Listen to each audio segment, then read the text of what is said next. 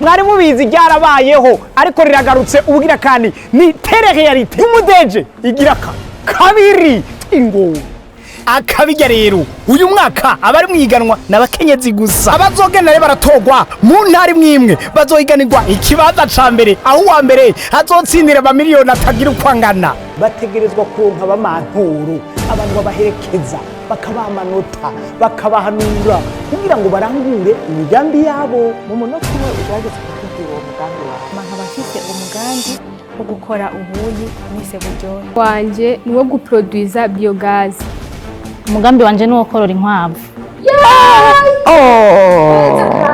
N'ikibondo cawe. Yego. Bebe entrepreneur. Ntibamusiga mu migambi. Yego. Wotubwira mu munota umwe ivy'uyu mugambi. Hama nkaba ndumuhinguzi nkongera nkadandaza amavuta y'ivoka. Hama nkaba nkora umwuga wo kujisha ibirato nkuko mubibona ngaha naje ndabizanye. Yego. Kandi cyave zigenda ndazisubizeyo. Umugambi wanje ni wo koza inzu zivuye mu machantier. Numva kabisa uri multi service. Oya, so uruvange rw'amaproje ahubwo ni proje iri hamwe na hamwe. Ketra tuguha umuntu cishije muri ico tubita mu Gifaransa le recyclage valorisant. Proje yanje ni yo gukora amasabuni. Yego hama uwo mugambi twawiyumvire kuko twatumaze kumva yuko ico catsi ari kibi. Navuze nti ivyo kuba umunebwe bihagarare.